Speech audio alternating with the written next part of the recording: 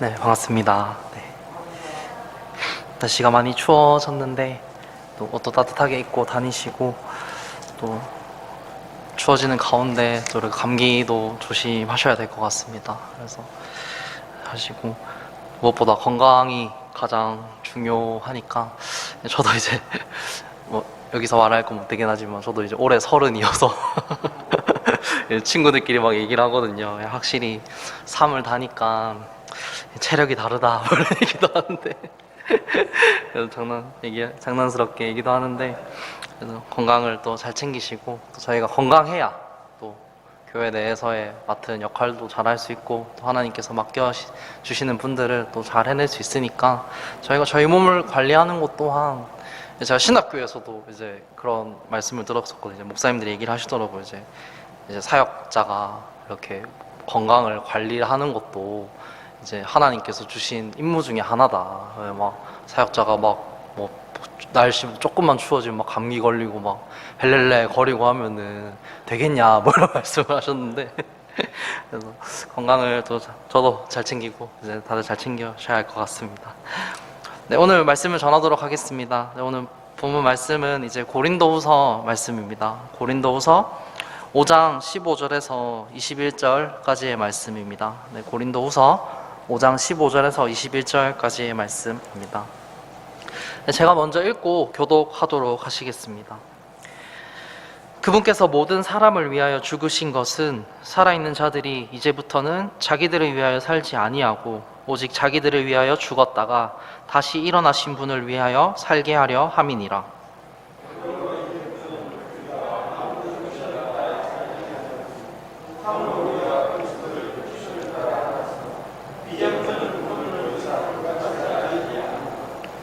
그런즉 누구든지 그리스도 안에 있으면 그는 새로운 창조물이라. 옛것들은 지나갔으니 보라 모든 것이 새롭게 되었도다.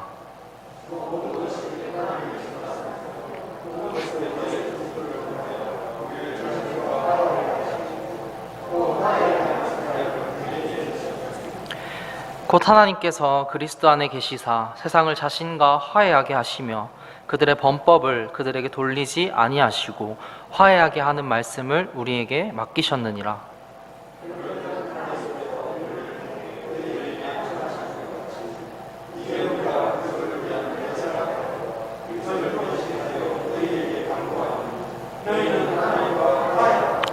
네, 마지막 21절은 함께 읽도록 하시겠습니다.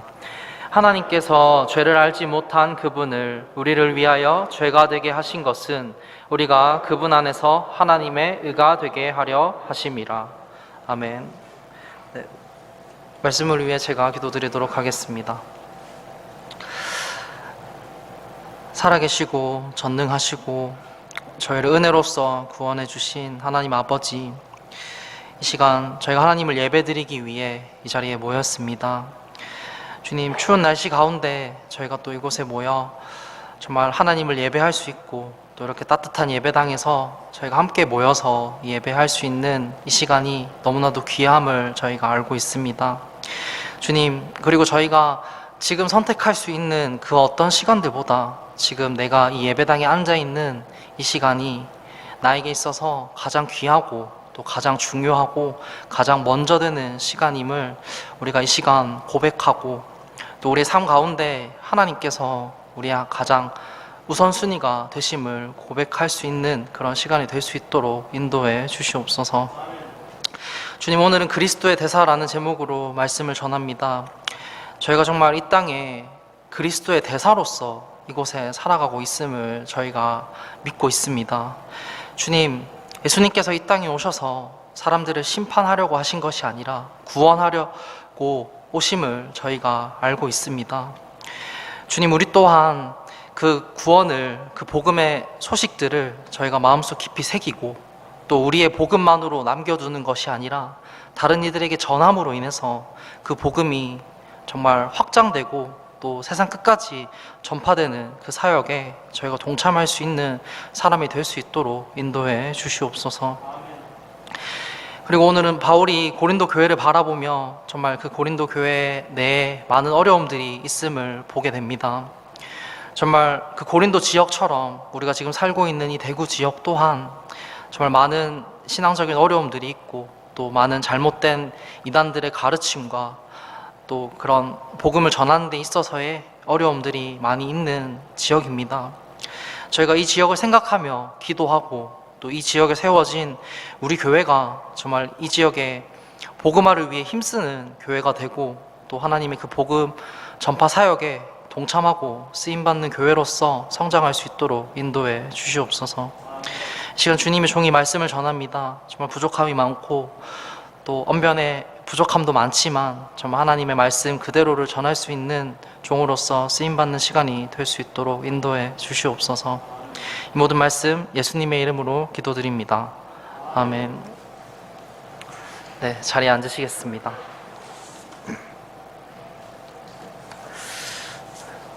네, 설 명절은 잘들 이제 보내고 오셨나요? 이제 이번에 토요일부터 시작해서 이제 어제까지 화요일까지 이제 4일 동안의 연휴 기간이었었는데 이제 뉴스를 보니까 이번 명절 기간 동안 해외 여행이 이제 300%가 늘었다 이런 뉴스를 봤습니다. 그래서 이제 아마 코로나로 이렇게 좀 제한되어 있었던 그런 해외 여행들도 이번 연휴 기간 동안 이렇게 많이들 가시는 분위기인 것 같습니다. 근데 이제 저희가 해외여행을 가서 이제 편하게 패키지대로 여행을 한다든지 아니면 우리가 계획을 세워서 여행을 간다든지 하면서 우리가 편하게 그 계획대로 정말 맛있는 것도 많이 먹고 우리가 또 새롭게 볼 수 있는 것들도 많이 보고 이렇게 정말 안전하게 문제가 없이 이렇게 여행을 즐길 수 있으면은 저희가 정말 그 여행을 잘 갔다 왔다고 얘기를 할 수가 있습니다. 근데 해외여행을 가게 되면 그곳에서 우리가 뭔가 아프거나 아니면 뭔가 여행을 하다가 다치거나 아니면 뭔가 소지품이나 소지품들을 잃어버렸을 때 우리가 참 곤란을 겪게 돼요. 그 여행이 어떻게 보면 약간 최악의 여행도 될 수가 있는 그런 경험을 하게 됩니다. 뭐 지갑이나 여권이라도 우리가 만약에 잃어버리게 되면 이제 찾기도 쉽지가 않고 또 만약에 우리나라였으면 그냥 편하게 경찰서를 가도 되고 아프면은 병원에 가서 치료를 받으면 되는데 이제 해외에 나가게 되면 그런 정말 쉬운 과정들이 굉장히 어려운 과정들로 변하게 됩니다. 그래서 해외에서 뭔가 아프거나 다치거나 하면은 좀 골치가 많이 아프게 되죠. 근데 이 해외여행을 하다가 우리가 뭔가 큰 어려움이 생기거나 하게 되면은 우리가 이렇게 전화를 할 수 있는 곳이 한 군데가 있습니다. 이제 어떤 곳인 것 같나요? 이제 오늘 설교 제목과 좀 연관이 있는데 바로 이 대사관이라는 곳입니다. 저희가 이 대사관에 연락을 해서 뭔가 여권을 잃어버리게 되면은 대사관에 연락을 해서 재발급을 받는다든지 하는 그런 도움을 구할 수도 있고 아니면 다치거나 병원에 가야 되는데 이제 그런 절차들이 어려움이 있으면은 또 그리고 대사관에 연락을 해서 우리가 이렇게 도움을 청하게 되죠. 이 대사관이 하는 역할은 이 대사관이 다른 국가들과의 어떤 외교 관계를 위해 우리나라의 대사관들도 그렇잖아요. 이제 미국이나 중국이나 그런 곳에 대사관들이 있는 이유는 그 나라들과의 어떤 소통의 그런 시간들과 또 외교적인 관계를 맺는 그런 역할도 하지만 이제 그 대사관이 속한 나라, 이제 우리나라 한국이겠죠. 한국 사람들이 그 지역에서의 겪는 어려움들도 해결해주고 또 자국민들을 보호하는 그런 역할을 하는 곳이 바로 이 대사관입니다. 그리스도인들 또한 이 하나님 나라라는 속해 있는 대사입니다. 이 하나님 나라의 대사로서 우리가 이 땅에, 이 세상에 살아가고 있는 사람들입니다. 이 대사관이라는 곳이 다른 국가들과의 외교 관계를 맺고 소통을 하듯이 우리가 속해 있는 이 교회 또한 이 세상에라는 국가와 관계를 맺으며 우리들 또한 이 세상의 사람들과 관계를 맺으면서 우리가 속해 있는 그리스도인들 또 그리스도인들을 어떤 세상적인 가치관으로부터 보호하는 역할도 하고 또 이 세상 사람들에게 그런 가치관들을 전하고 성경적인 어떤 가치관들을 전하고 복음을 전하는 역할들을 우리가 해야 한다는 것이죠. 오늘 본문 말씀에 나오는 이 고린도 교회 또한 이 고린도라는 지역에 세워진 그 그리스도인들의 대사관과 같은 역할을 하는 곳이었습니다. 근데 이 고린도라는 지역이 굉장히 좀 특별한 지역이에요. 이제 이 고린도라는 지역은 항구 도시에 속해 있습니다. 그래서 이제 바다 가운데 있고 바다를 겸하고 있기 때문에 그곳은 이제 항구의 중심지가 되어서 이렇게 무역도 굉장히 많이 오고 가고, 뭐 다른 여러 나라들의 민족들과 여러 나라 민족들의 사람들이 이렇게 모이게 되는 그런 곳이었죠. 그래서 이런 곳들의 특징이 뭐냐면 그곳에 다양한 사람들이 모이다 보니까 그곳에 진짜 수백 개, 수천 개의 종교가 있어요. 그렇다 보니까 다른 이방 신들을 섬기는 그 모든 사람들이 모여서 거기서 뭐 제사를 드리기도 하고, 또 제사를 위한 어떤 물건들을 구매하기도 하고 하는 그런 항구 도시에 속해 있었죠. 그래서 이 고린도 전서와 고린도 후서에서 이 바울은 그 고린도 교회에 속해 있는 사람들에 있어서의 어떤 신앙적인 문제들과 또 그 교회의 문제들에 대해서 이 서신을 써서 쓰고 보내게 되는 것입니다. 그래서 고린도전서 1장부터 4장까지는 이제 고린도 교회 사람들이 뭐 바울파, 뭐 아볼로파, 베드로파 이런 식으로 이렇게 파를 나눠서 막 서로의 파가 맞다라는 의견들을 가지고 다툼을 하고 있었어요. 그래서 그렇게 그리스도인들이 분열하고 우리가 파를 나누면서 다툼을 하면 안 된다 이렇게 권면을 하기도 하고, 또 고린도전서 5장에서 7장까지는 이제 성적인 문제들, 이제 이방 여러 종교들이 모여 있는 곳이라고 했었잖아요. 그렇다 보니까 이제 성적으로 막 제사를 드리는 그런 종교들도 있었고, 또 그런 사람들도 있었는데, 그런 사람들과 이제 같이 생활을 하다 보니까 그런 어떤 문란한 성적인 문제들을 가진 사람들도 있었다라는 것이죠. 그리고 8장부터 10장까지는 그 이방 신들에게 제물로 바쳐진 음식을 우리 그리스도인들이 먹어도 되냐, 먹으면 안 된다라고 얘기하는 사람도 있었고, 먹어도 된다라고 얘기하는 사람들도 있었고, 그런 또 다툼들이 있었습니다. 그리고 11장부터 14장까지는 이제 예배를 드릴 때 알 수 없는 말로 기도하고 막 방언을 하는 것들, 이런 것에 대한 그런 문제들도 있었고, 또 그리고 15장에서는 그 그리스도의 부활에 대한 어떤 생각들이 조금 달랐어요. 부활은 이제 터무니없는 것이다 라고 얘기를 하는 사람들도 있었고, 이 부활이 없으면 그리스도 예수님께서 죽으신 게 아무 의미가 없다, 그렇기 때문에 부활의 교리가 정말 중요한 거다라고 또 주장을 하는 사람들이 많아 있었습니다.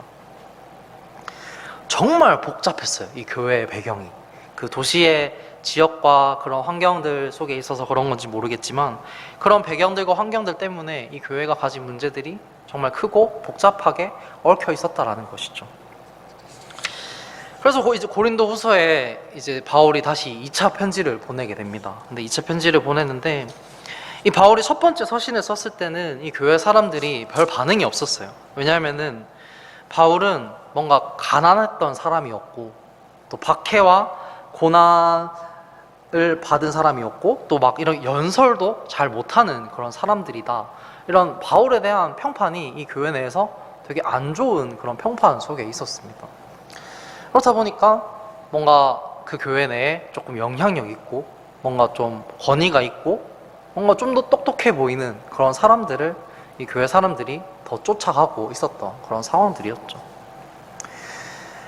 이제 거기서 나오는 이제 고린도후서 10장에서 12장까지를 보시면 뭐 히브리 성경의 전문가들, 이런 사람들을 되게 지지하고 막 바울보다 이 사람들의 말을 더 믿고 더 따르고 이런 배경들 속에 있었고, 그런 과정들 속에 바울이 이제 마지막으로 13장에서 이제 고린도 교회 사람들에게 자기 자신을 한번 점검해봐라, 너희가 믿고 있는 그 믿음이 이제 그리스도의 믿음과 같은지 한번 점검해봐라, 이렇게 또 권면을 하기도 합니다.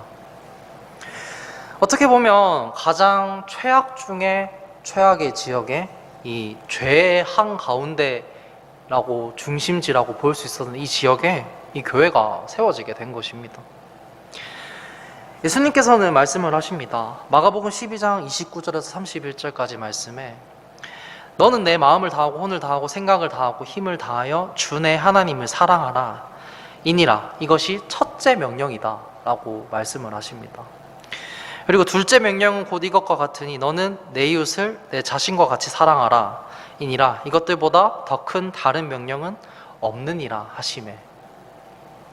예수님께서 이 땅에 오셔서 가장 중요한 이 두 가지 명령이, 첫 번째는 하나님을 사랑하라 라고 명령을 하셨고, 두 번째로는 내 이웃들을 너 자신과 같이 사랑을 해라 라고 말씀을 하셨습니다. 이 첫 번째 명령처럼 하나님을 사랑하며 하나님께서 명령하신 땅끝까지 복음을 전파하라 라고 하는 그 역할들을 너희가 감당을 해야 한다 이 세상에서 라고 말씀을 하셨던 것이고, 두 번째로는 이웃들을 사랑하라는 말씀은 그들에게 너희가 사랑을 전해야 하고, 그 사랑을 전함으로 인해서 너희의 복음이 또 전해지는 기회를 마련을 해야 된다라고 말씀을 하신 것입니다. 복음을 전파하는 일과 이 사랑을 전하는 일이, 이것이 우리가 이 세상에서 해야 하는 가장 중요한 일이라고 말씀을 하신 것이죠. 이 고린도와 같은 최악 중에 최악의 도시, 죄의 한가운데 있는 이 도시에서도 복음을 전파하는 역할을 해야 하고 또 사랑을 전하는 일을 해야 한다라는 것입니다. 우리는 그리스도의 대사라는 직책을 가지고 있는 사람들입니다. 우리가 이 땅에서 어떤 역할을 해야 하는지, 우리가 대사로서 이 세상에 와서 어떤 임무를 가지고 어떤 역할을 해야 하는지 우리가 명확하게 알고 있어야 된다는 것입니다. 우리가 살고 있는 이 대구라는 지역도 이제 불교가 굉장히 활성화가 되어 있는 지역이죠. 또 코로나 이후에는 또 교회에 대한 이런 평판과 또 교회에 대한 어떤 불신들이 또 세상 사람들에게 많이 생기고 부정적인 인식도 많이 생겼죠. 그런 지역이 되고, 또 많은 이단들이 이제 이렇게, 저도 이제 가끔씩 길을 걸어가다 보면은 이제 여러 이단들의 지역에 어떤 교회들이 세워져 있는 걸 보고 또 굉장히 크게 세워져 있는 경우들도 많이 보게 됩니다. 그래서 그만큼 이단들이 어떤 잘못된 그런 가르침을 전하고 있는 지역이 이 대구 지역입니다. 이 고린도 지역과 같이 복음을 전하기도 조금 어려움이 많고, 뭔가 복음을 전하는 데 있어서의 우리가 뭔가 이런 부담감을 가지게 되는 그런 지역이라는 것이죠. 근데 저희가 반대로 생각을 해보면 그 어느 지역보다 가장 복음이 절실하게 필요한 지역이라는 것입니다. 이 고린도라는 지역에 이 교회가 세워진 이유도 그 어느 지역보다 이 복음이, 어느 지역보다 그리스도인들이 가장 열심히 활동을 해야 하는 지역이기 때문에 이 교회가 세워진 것이라는 것입니다. 오늘 본문 말씀을 통해 우리가 그리스도의 대사로서 이 세상에서 어떤 역할을 해야 하고 또 우리가 어떤 말을 전해야 하는지, 우리가 이 세상에 그리스도의 대사로서 파견된 그 이유에 대해서 우리가 명확하게 다시 한번 알아보는 그런 시간이 되시기를 바라겠습니다. 오늘 본문 말씀을 통해 우리가 첫 번째로 알 수 있는 것은, 그리스도의 대사라는 말은, 그리스도의 대사라는 사람은 예수님께서 죽으신 그 이유를 알려야 하는 사람이라는 것입니다. 본문 말씀의 5장 15절 말씀을 보시면, 그분께서 모든 사람을 위하여 죽으신 것은 살아있는 자들이 이제부터는 자기들을 위하여 살지 아니하고 오직 자기들을 위하여 죽었다가 다시 일어나신 분을 위하여 살게 하려 함이다. 3이라 라고 적혀 있습니다. 예수님께서 죽으신 것은 살아있는 자들이 자기들을 위하여 살지 아니하고 예수님을 위하여 살게 하려 함이다 라고 성경은 말합니다. 제가 이제 되게 좋아하는 글귀가 있는데, 당신이 배를 만들고 싶다면 사람들에게 목재를 가져오게 하고 일을 분담하고 지시하지 말아라. 대신 그들에게 넓고 끝없는 바다를 동경하도록 가르쳐라 라는 이런 글귀가 있습니다. 우리가 복음을 전할 때 직접적인 말로써 이제 그 사람의 죄에 대해서 얘기를 하고, 그 사람이 죄인임을 깨닫게 하고 회개하게 만들고, 그렇게 하면서 우리가 복음을 전할 수 있는 방법도 있지만, 우리의 행동으로, 우리의 삶의 모습을 통해서 우리가 복음을 전할 수도 있습니다. 우리가 만약에 복음을 전하고 싶은 사람이 이렇게 떠오르게 된다면, 그런 사람들이 있다면 우리는 그 사람들한테 보여줘야 합니다. 말로서만 하는 것이 아니라 무엇을 보여줘야 되냐? 바로 오늘 본문 말씀처럼 예수님께서 죽으신 이유는 사람들이 자기를 위하여 살지 아니하고 예수님을 위하여 살게 하기 위해서다 라고 성경이 말하듯이, 자기를 위해서 사는 게 아니라 예수님을 위해서 사는 것이 어떤 삶인지를 우리가 보여줘야 한다는 것입니다. 배를 만들게 하기 위해서 넓고 끝없는 바다를 동경하도록 가르치듯이, 그 사람이 구원받기를 원하면 내가 직접 구원받은 사람이 어떤 행복과 어떤 마음의 평화를 누리면서 우리가 살아가고 있는지, 예수님을 위해서 살았을 때, 내가 예수님을 위해 살겠다고 결단했을 때 내 삶에 어떤 변화가 찾아왔고 또 어떤 기쁨과 감사함을 누리면서 우리가 살아갈 수 있는지, 그런 모습을 우리가 다른 이들에게 보여야 한다는 것입니다. 다니엘은 포로로 끌려가서 왕이 주는 음식을 먹지 않고도 왕이 주는 그 좋고 정말 기름지고 건강한 그런 음식들을 정말 며칠간 먹었던 다른 어떤 포로들보다 더 건강하고 더 용모가 뛰어난 사람으로 보여졌습니다. 그렇게 실제로 됐고요.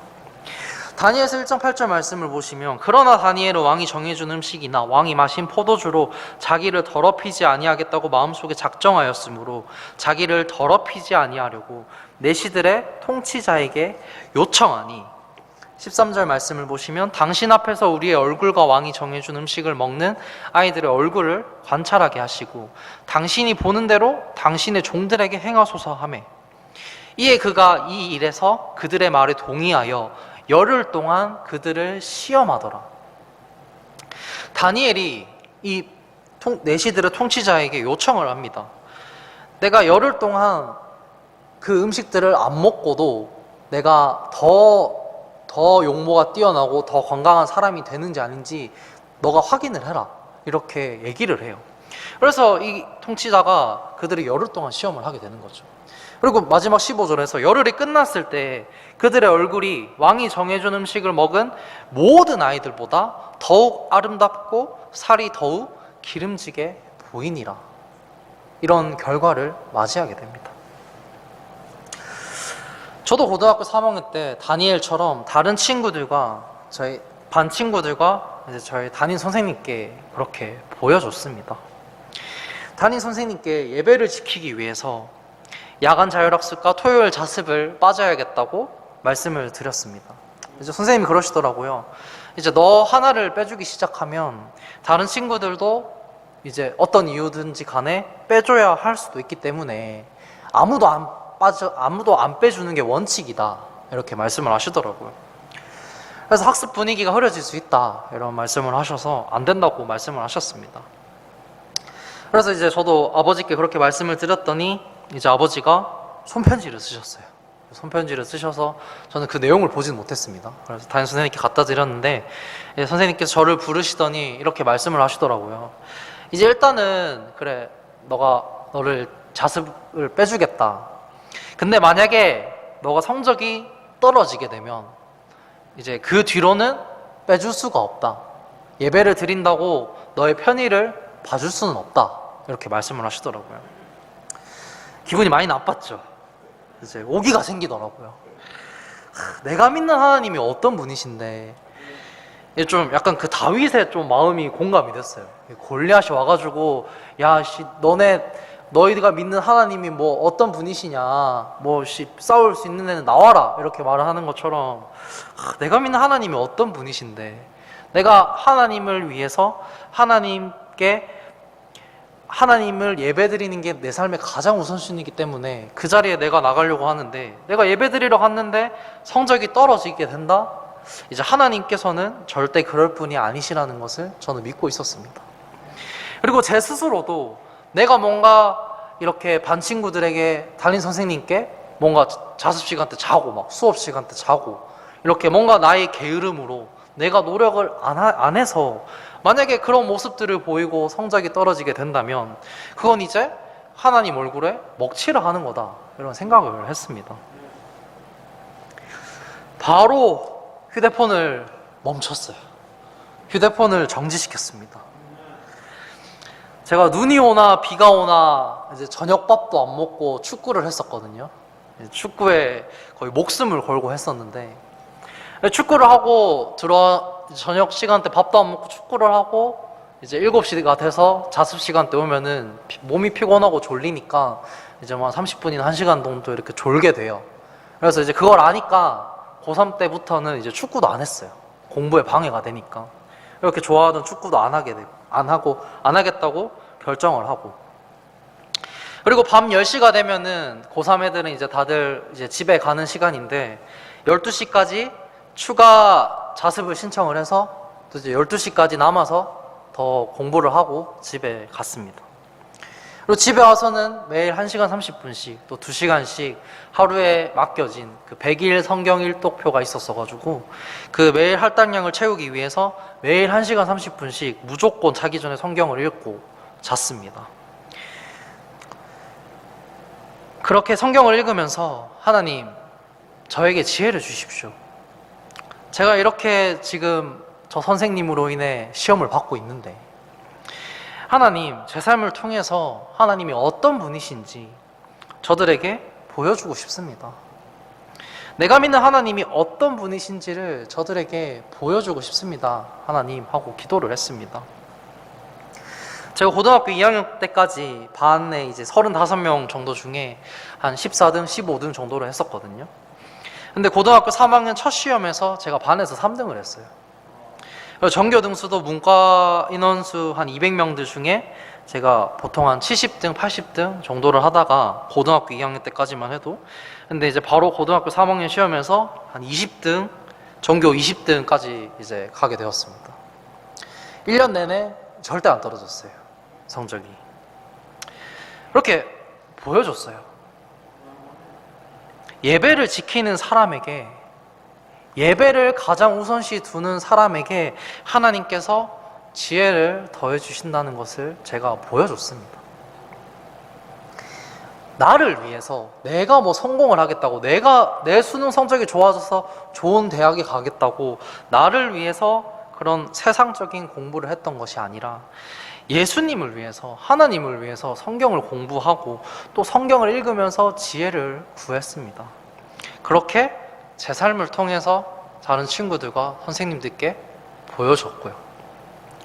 처음에는 친구들이 제가 자습을 빠지고 이제 예배 드리러 간다고 하고 나오니까 자기들도 이제 학원을 안 다니는데 학원을 간다고 이제 거짓말을 치고 뭐 빼야겠다 이런 얘기를 하더라고요. 근데 제가 그 친구들보다 성적이 좋아지니까 이제 아무 말을 못해요. 그 친구들이 오히려 물어봐요. 아, 공부는 어떻게 했냐? 이제 성적이 어떻게 그렇게 올랐냐? 이렇게 학원도 안 가고 어떻게 그렇게 성적이 올랐냐? 이런 저한테 질문을 하고 또 저한테 와서 물어보는 게 있으면 저도 이제 가르쳐 주고 이렇게 했었습니다. 제가 설교 때 이 얘기를 정말 한 번씩 이렇게 하게 했는데 저는 이때에 그 하나님께서 제 삶에 역사하시는 그 경험을 하고 난 뒤로부터는 내가 이 세상이 아니라 어떤 내가 나의 생각이 아니라 하나님을 선택하고 하나님의 생각과 지혜를 내가 바라봤을 때 하나님께서 제게 뭘 더해 주시고 어떤 축복을 주시고 어떤 결과를 주시는 분이신지를 제가 정확하게 경험을 했어요. 이 다니엘이 열흘 동안 그 왕이 주는 음식을 먹지 않고도 그 좋은 건강과 좋은 용모와 정말 건강한 몸을 보여줬듯이 그것들을 경험했듯이 저도 똑같이 경험을 하고 그들에게 보여줬던 것입니다. 몇 주 전에는 제가 아버지와 어머니와 식사를 하면서 이제 예전에 아버지가 목회를 은퇴하시기 전까지 이제 교회 건축을 위해 교회 건축을 새로 하고 이제 은퇴를 하고 싶다 이런 말씀을 하신 게 생각이 나서 제가 그날따라 갑자기 물어봤습니다. 우리 교회 크기만큼 건축을 하려면 이제 한 재정이 금액이 어느 정도 들 것 같냐고 이렇게 어느 정도 필요할 것 같아요 이렇게 물어봤어요. 근데 우리 교회 크기 정도의 4층 정도를 세운다고 하면은 이제 좀 넉넉하게 잡아서 이제 한 40억에서 50억 정도라고 이렇게 말씀을 하시더라고요. 근데요, 이제 예전에는 이게 아버지의 비전이다, 목사님의 비전이다라는 생각을 했습니다. 근데 제가 이렇게 물어본 그날부터 그 교회가 세워지는 게 자꾸 그려져요. 그래서 막 자기 전에도 뭔가 이 교회가 세워지는 게 생각이 나고 어떻게 그 돈을 마련할지 고민하기도 하고, 그래서 하나님께서 만약에 그런 비전과 계획을 가지고 계신다면 저도 그 계획에 꼭 동참하게 해달라고, 꼭 쓰임받고 싶다는 생각에 이제 막 그런 어떤 뜨거운 마음들이 좀 생기더라고요. 그래서 올해부터 제가 매달 5만 원씩 교회 건축을 위해 저축을 하려고요. 저축을 하면서도 이제 제가 생각을 합니다. 주님, 제가 지금은 한 달에 5만 원 뿐이지만 주님께서 이 건축의 비전을 가지고 계신다면 제가 이렇게 준비를 하고 있습니다. 저도 꼭 그 계획에 쓰임받고 싶습니다. 주님, 제가 지금 이렇게 작게라도 준비하고 있다는 것을 꼭 기억해 주세요. 아셨죠? 이렇게 제가 기도를 해요. 꼭 기억하셔야 됩니다. 제가 지금 헌금하고 있는 5만 원 잊으시면 안 됩니다 라고 이렇게 얘기를 해요. 그러면서 저 빼고 하시면은 안 돼요, 이렇게 기도를 제가 하고 있습니다. 성도 여러분, 예수님께서 죽으신 이유는 사람들이 자기들을 위하여 살지 아니하고 예수님을 위하여 살게 하려 함이다 라고 성경은 말합니다. 우리는 그리스도의 대사로서 예수님을 위해서 살아가야 한다는 것입니다. 세상적인 지혜들, 세상에서 누릴 수 있는 어떤 재물들, 세상의 권위를 위해서 살아가야 하는 것이 아니라 하나님의 지혜와 하나님 나라의 상급과 하나님의 대사라는 직분을 위하여 우리가 이 땅에서 남은 시간들의 삶 동안 살아가야 한다는 것입니다. 여러분들은 예수님을 위해 무엇을 하면서 살고 계신가요? 여러분들은 예수님을 위해서 어떤 비전을 그리면서 살아가고 계십니까? 그 비전을 찾으시길 바라겠습니다. 우리가 지금 이 땅에 아직 살아있는 이유는 하나님께서 아직 우리를 쓰시겠다는 그 신호를 보내고 계신 것입니다. 아직 내가 살아있는 이유는 그냥 평범하게 지금처럼 그냥 지금 것들을 누리면서 평범하게 살다가 우리가 나중에 예수님께서 오시고 천국에 가는 것이 아니라 아직 이 땅에서 내가 쓰임 받을 수 있는 하나님의 계획과 비전이 여전히 남아있다라는 것입니다. 내가 큰 부자도 아니고 내가 나이도 많으니까 나를 향한 하나님의 계획은 이제 없을 거야 라고 생각을 하시면 안 됩니다. 하나님께서 아브라함에게 말씀하셨어요. 내 아내 사라가 아이를 낳고 민족을 번성케 할 것이다 라고 아브라함에게 하나님께서 말씀을 하셨습니다. 그때 아브라함이 이렇게 생각을 합니다. 창세기 17장 17절에 그때 아브라함이 얼굴을 대고 엎드려 웃으며 마음속으로 이르되 100세인 사람에게 아이가 태어날 수 있으리요? 90세인 사라가 낳을 수 있으리요? 하고 몇십 년간 아이를 못 낳고 신체적으로 태가 닫혀서 아기를 낳을 수 없는 불가능한 몸인데도 하나님께서는 그 사라의 몸을 통해 이삭을 낳게 하십니다. 내가 살아가는 이유는 주님 때문이라, 내가 여기 있는 이유도 주님 때문이라 라는 찬양 가사처럼 내가 지금 아직 살아있는 이유는 주님의 계획이, 나를 향한 주님의 계획이 아직 남아있기 때문임을 기억하시길 바라겠습니다. 우리는 정년퇴직을 한 그리스도의 대사가 아닙니다. 아직 현역으로서, 아직 현역의 몸으로서 그리스도의 대사의 임무를 가지고 있는 사람이라는 것을 기억하시기를 바라겠습니다.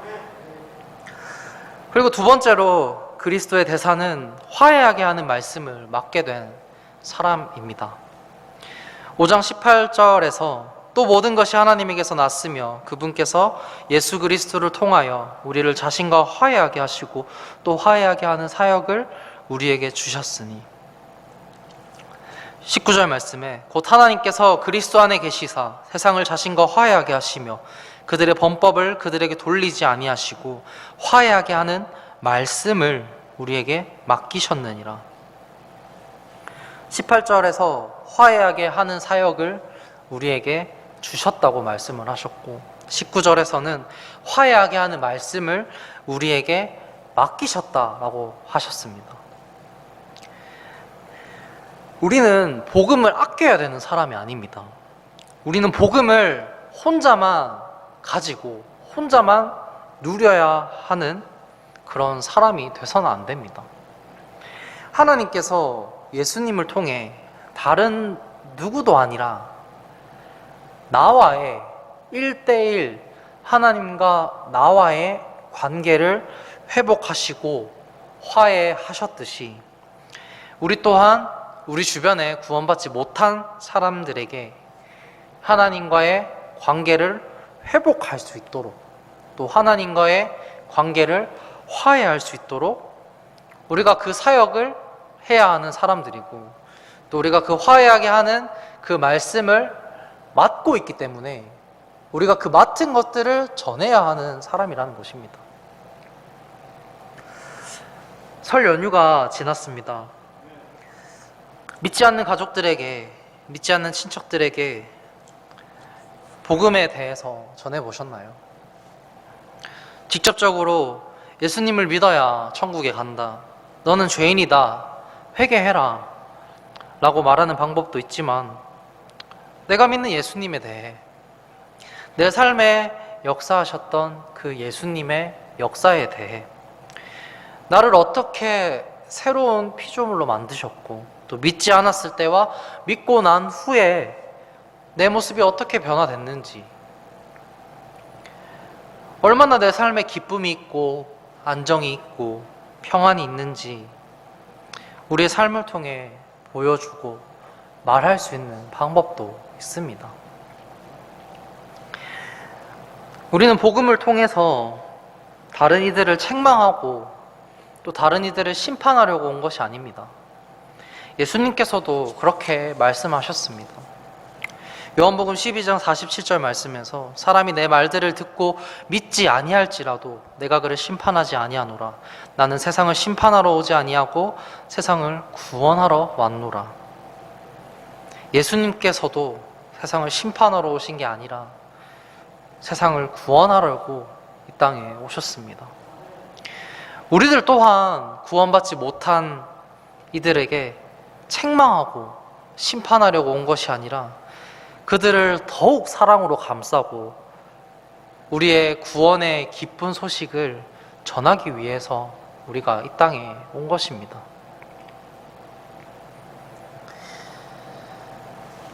고린도후서 5장 18절 말씀을 보시면 또 모든 것이 하나님에게서 났으며,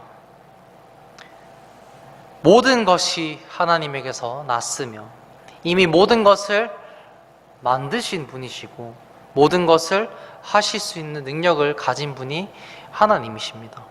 그런 분께서 우리에게 화해하게 하는 사역을 맡기셨어요.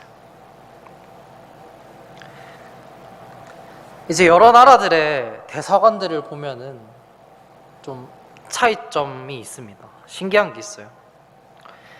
약한 나라의 대사가 강한 나라에 가서 그곳에 대사관을 짓게 되면 뭔가 이렇게 그 강한 나라에게 되게 잘 보이려는 노력도 해야 되고, 강한 나라의 눈치도 보면서 뭔가 기분도 맞춰주고, 그렇게 조금 이런 관계를 맺게 됩니다. 근데 내가 속한 나라가 강한 나라에 속한 대사들은 만약에 약한 나라의 대사관으로 가게 되면은 이제 어떻게 다르냐면 어깨도 펴고 이제 할 말도 편하게 해요. 자신감도 이렇게 있게 얘기를 하죠. 그렇게 관계를 맺게 됩니다. 성도 여러분, 우리는 그냥 강한 나라의 수준이 아닙니다. 우리는 이 나라 수준이 아니라 강한 세계에 속해 있어요. 우리는 강한 우주가 되는 그곳에 속해 있는 사람들입니다. 바로 우리는 천국에 속해 있는 사람이라는 것입니다.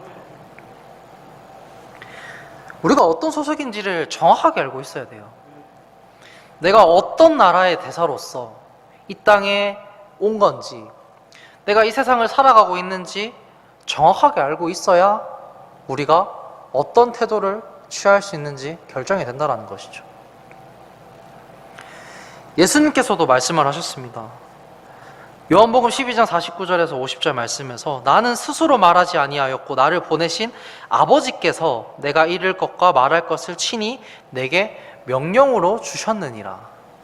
나는 그분의 명령이 영존하는 생명인 줄 아노라. 그러므로 내가 무엇을 말하든지 아버지께서 내게 말씀하신 그대로 내가 말하노라 하시니라.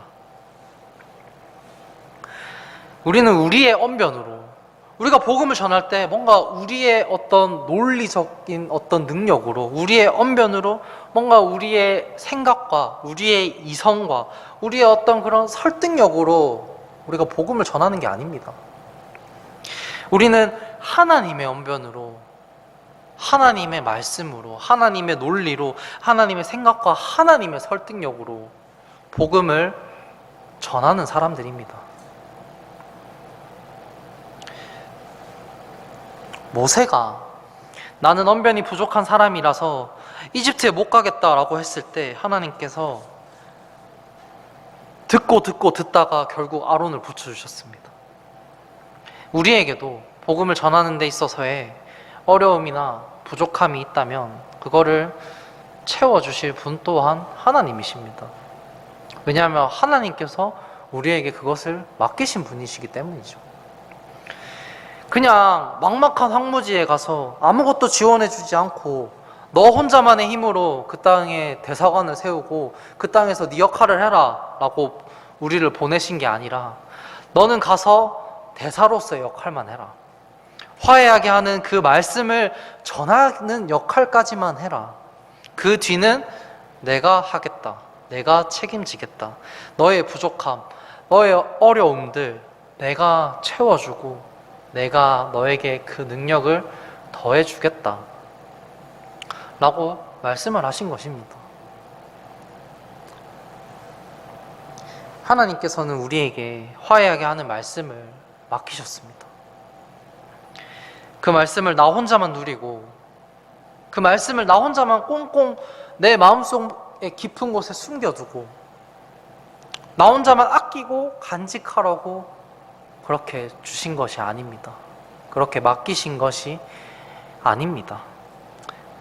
그 말씀을 땅을 파서 숨겨 놓는 종이 아니라 더 많은 사람들에게 그 말씀을 전하라고 우리에게 맡기신 것입니다. 그 달란트를 맡게 된 종의 이야기 많이 들어보셨잖아요. 마태복음 25장에 있는 얘기인데 그곳에 보면 주인이 먼 곳에 가게 되는데 종에게 달란트를 맡기게 됩니다. 어떤 종에게는 5달란트를 맡기고 어떤 종에게는 2달란트를 맡기고 어떤 종에게는 1달란트를 맡겨요. 그리고 그 주인이 다시 돌아왔을 때 5달란트를 맡고 있었던 종은 5달란트를 더 벌어서 10달란트를 주인에게 줍니다. 2달란트를 맡은 종도 2달란트를 더 벌어서 주인에게 4달란트를 줘요. 1달란트를 받은 종은 땅을 파서 숨겨놓고 주인이 돌아왔을 때 1달란트 그대로 전해줍니다. 그 종을 보고 주인이 얘기를 해요. 마태복음 25장 26절에서 그의 주인이 그에게 응답하여 이르되 악하고 게으른 종아, 너는 내가 뿌리지 않은 데서 거두고 흩뿌리지 않은 데서 모으는 줄 알았으니 5달란트를 받고 5달란트를 더한 종과 2달란트를 받고 2달란트를 더한 종에게는 23절 말씀에서 이렇게 얘기를 합니다. 그의 주인이 그에게 이르되 잘하였도다 선하고 신실한 종아, 내가 적은 것에 신실하였은즉 내가 너를 많은 것을 다스릴 치리자로 삼으리니 너는 내 주인의 기쁨에 참여하라 하니라. 우리가 어떤 종이 될지는 우리의 선택에 달려 있습니다. 우리가 맡고 있는 이 화해하게 하는 말씀이라는 이 달란트를 우리가 어떻게 사용할지는 우리의 선택에 달려 있음을 기억하시기를 바라겠습니다.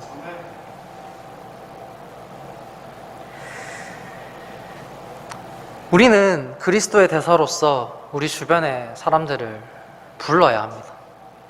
우리의 삶을 통해 그리스도의 향기를 내뿜고 우리의 삶을 통해 하나님을 알 수 있게 믿는 사람은 어떻게 다른지 우리가 보여야 합니다. 세상 사람들과 우리가 똑같다면은 우리 곁에 사람들이 모이게 될까요? 세상 사람들이랑 뭔가 달라야 저 사람은 왜 그럴까? 저 사람은 뭐가 저렇게 행복할까?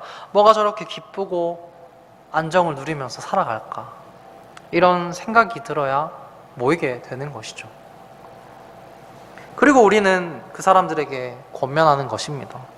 하나님의 말씀을 그대로 전하고 그 사람을 위해 기도하면서 하나님의 능력을 구하면서 말이죠. 우리가 어떤 민족입니까?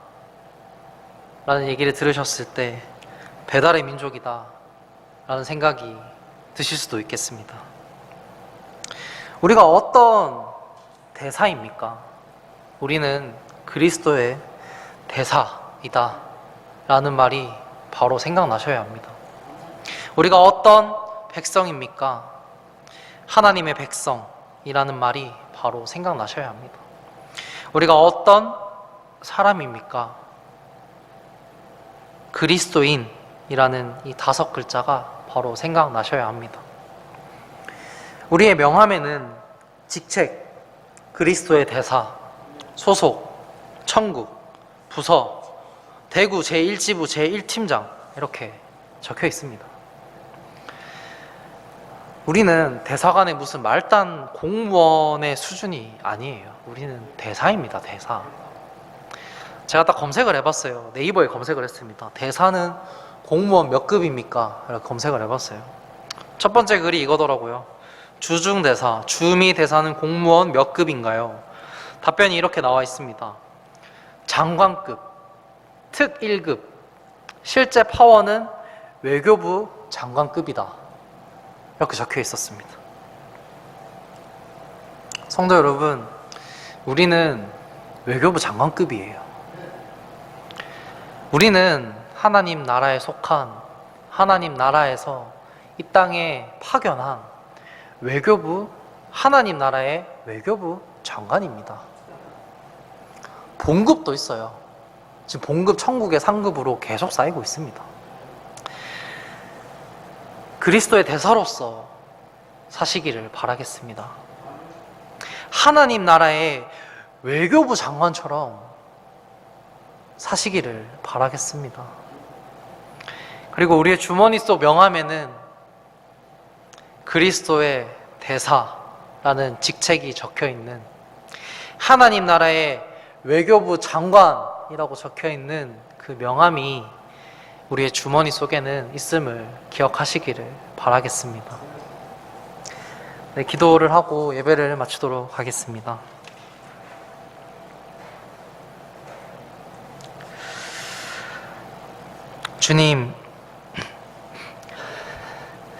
주님, 우리는 이 세상에 파견된 하나님 나라의 백성이자 하나님 나라의 대사이자 하나님 나라의 외교부 장관임을 저희가 믿습니다. 주님, 우리가 세상을 살아가면서 이 세상의 어떤 환경들과 또 세상 사람들과 지내가면서 우리가 그 사람들에게 영향을 받고 또 세상의 가치관들과 세상의 가르침들에 영향을 받으며 살아갈 때가 있습니다.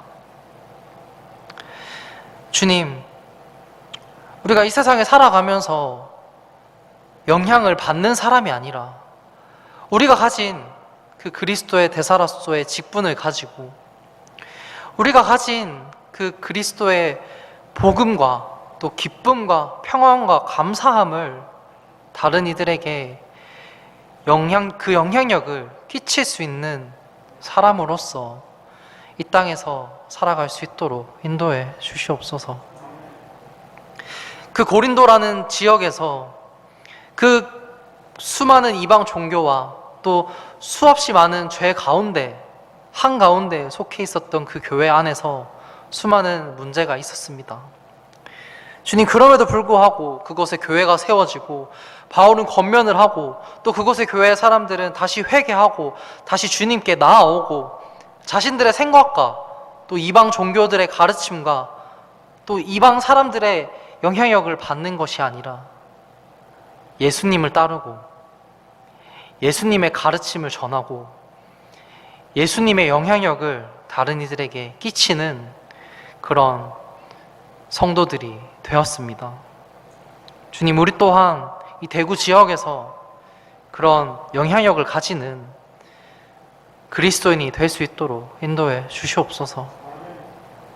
이 교회 또한, 우리가 속해 있는 이 교회 또한 이 지역에서 그런 영향력을 가지고 다른 이들에게, 이 사회에게 하나님의 사랑을 전하고 또 그리스도인이 어떤 사람인지 보여줄 수 있는 교회로서 모범이 되는 그런 교회가 될 수 있도록 인도해 주시옵소서. 그리고 우리 또한 이 교회를 세워나가는데 정말 우리에게 주신 그 달란트를 쓰고 우리에게 주신 그 은사들을 사용하며 우리가 서로를 생각하며 서로를 사랑하며 이 땅에서 남은 그 시간들을 정말 그리스도의 대사의 직분을, 그 임무를 잘 완수하며 살아갈 수 있도록 인도해 주시옵소서. 우리가 겪게 되는 어려움들과 부족함들이 있다면 하나님을 통해 채워나가고 또 우리 옆에 하나님께서 붙여주신 그 형제 자매들을 의지하며 함께 이 남은 시간들을 걸어가고 동행하는 삶을 살 수 있도록 인도해 주시기를 바랍니다. 주님, 또 새로운 한 해가 시작되었습니다. 우리가 그리스도의 대사라는 그 직분을 이 한 해 동안, 아니 우리가 죽게 되는 그 순간 동안, 예수님께서 이 땅에 오시는 그 순간까지 우리가 정말 마음속 깊이 새기고 우리가 그 명함을 죽을 때까지 들고 다른 이들에게 그 명함을 보이며 우리의 삶을 통해 그리스도인이 어떤 사람인지를 보이면서 살아가는 그리스도인이 될 수 있도록 인도해 주시옵소서. 올 한 해 이 교회와 또 우리들에게 계획하신 그런 하나님의 비전과 계획들을 정말 소망하고 기대하게 됩니다.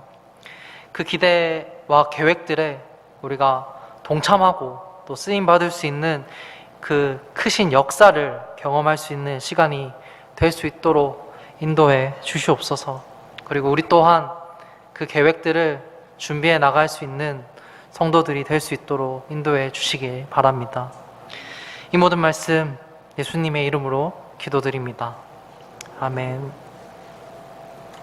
네, 예배를 마치도록 하겠습니다.